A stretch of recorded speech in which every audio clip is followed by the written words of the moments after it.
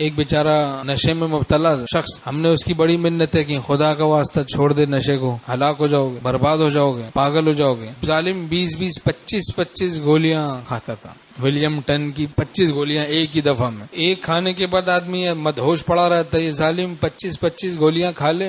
میں نے کہا آج کتنی کھائی ہے؟ ڈبہ نکال کے میرے ہاتھ میں پکڑا دیا، تو میں نے کہا اچھا، میں نے نکالا پتا، 6 گولیاں تھی۔ میں نے کہا اس میں کتنی تھی؟ کہہ رہے اس میں 30 تھی۔ ابھی کتنی ہے؟ میں نے کہا 6۔ پہلے کہہ رہا تھا آج میں نے کم کھائی، پھر کہتا ہے نہیں آج تو 24 کھائی ہیں، 24 گولیاں کھائی ہیں۔ سوتے نہیں ہو؟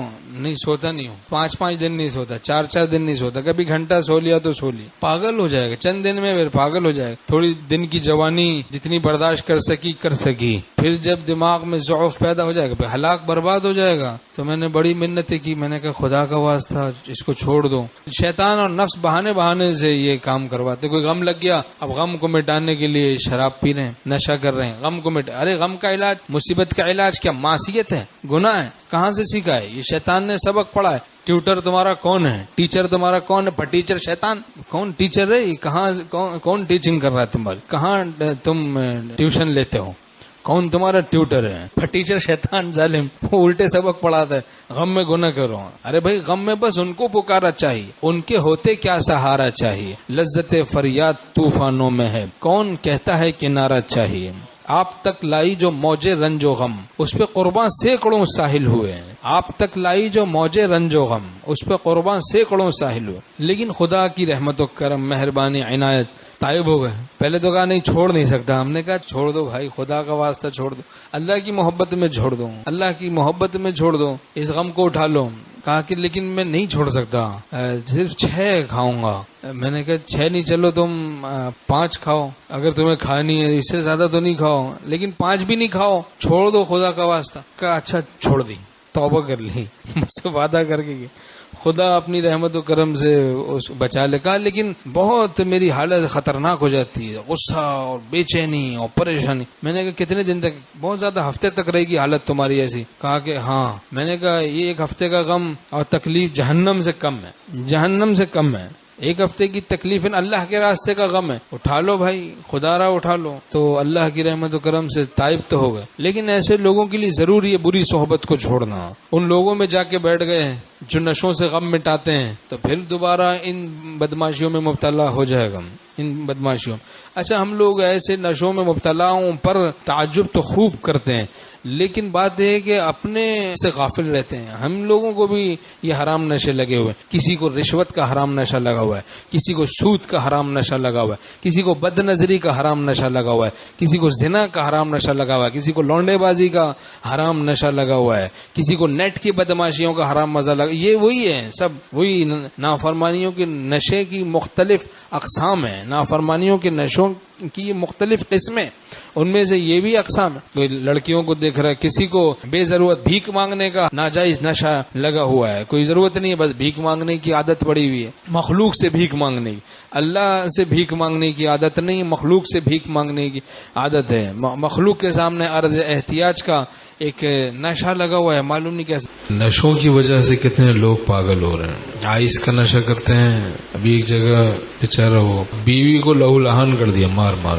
اور اماں کی پٹائی کرتا رہتا ہے، کہتا ہے کہ کہیں سے بھی جا، بدکاری کر، کچھ بھی کر، مجھے پیسے دے، مجھے نشہ کرنا ہے۔ اس کی اماں بھی گھر چھوڑ کے بھاگ گئی، بیوی بچے بھی بھاگ گئے، ابھی اکیلا گھوم رہا ہے، تلاش کر رہا ہے، پاگل ہو گیا ہے۔ بری صحبت ہے، بری صحبت کا اثر۔ شروع تو چھوٹی چھوٹی چیزوں سے کرتا آدمی، پھر اس کے بعد بڑھتا جاتا ہے۔ تو کتنے پاگل ہو رہے ہیں یہ نشے کر کر کے۔ ابھی آج کل یہ حرام نشے ہیں۔ ایک آدمی میرے پاس آیا، کہا کہ میرا بھائی شراب پیتا ہے، چھوٹا سا معصوم بچہ اس کو اٹھا کے زمین پہ پٹک دیتا ہے، ماں کی پٹائی کرتا ہے۔ ام الخبائث ہے یہ شراب، ام الخبائث، عقل خراب ہو جاتی عام ہے آج کل بھائی۔ ایسے لوگ ہیں اسی معاشرے میں، بس تعلیم تو خوب دنیاوی انہوں نے حاصل کی، بڑی بڑی ڈگریاں، لیکن تقوی نہیں سیکھا، اللہ کا خوف، اللہ کی محبت، شریعت، دین پر عمل نہیں سیکھا۔ تو شراب اور شباب، عہدے مل گئے، مال آ گیا، کیا کریں؟ یہ 2 چیزیں سوچتی ہیں زیادہ، نشے اور بدکاریاں۔ پھر 4 دن کی چاندنی ہے، پھر اندھیری رات۔ اور یہ نشوں حرام نشوں کی عادت بھی چھپی نہیں رہتی ہے. نشے کی جو عادت ہے نشے کی وہ بھی ظاہر ہی ہو جاتی ہے، دیر سویر اس کا ظہور ہو جاتا ہے.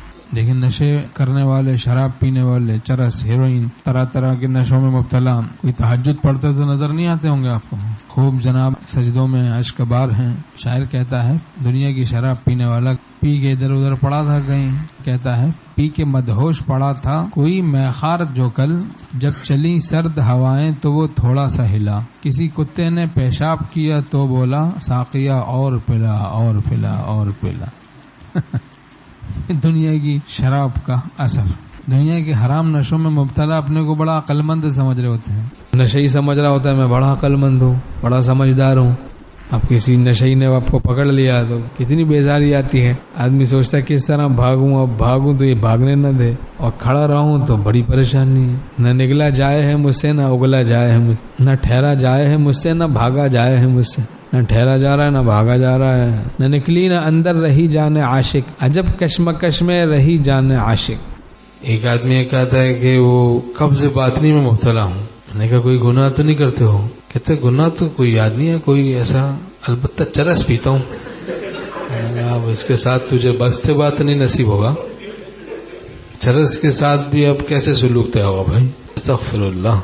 ایک آدمی بیچارہ مجھے اصرار کرتا رہا اس طرح مختلف باتیں کر کے کہ جیسے میں جب چرس پی لیتا ہوں تو پھر میں ہر غیر اللہ سے بچتا ہوں،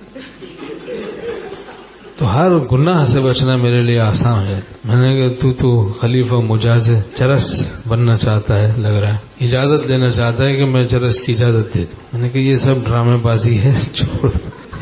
سارے غیر اللہ سے بھی بچنا ہے، اس غیر اللہ سے بھی بچنا ہے. نفس الٹی پٹی پڑا تھا. ہر غیر اللہ بالکل یعنی ٹن رہے گا تو کس غیر اللہ میں مبتلا ہو، بالکل ہی ٹن ہو جائے گا پی پلا کے، تو پھر تجھے غیر اللہ کیسے نظر آئے گا دوسرا کوئی. استغفر اللہ. یہ نشے بھی، اور کبر کا نشہ، عجب کا نشہ، لڑکیوں کا نشہ، طرح طرح کے نشوں میں مبتلا عقل کو خراب کر دیتے ہیں یہ نشے. ایک اس محبوب حقیقی کے عشق کا نشہ، یہ ہے پاکیزہ ترین نشہ.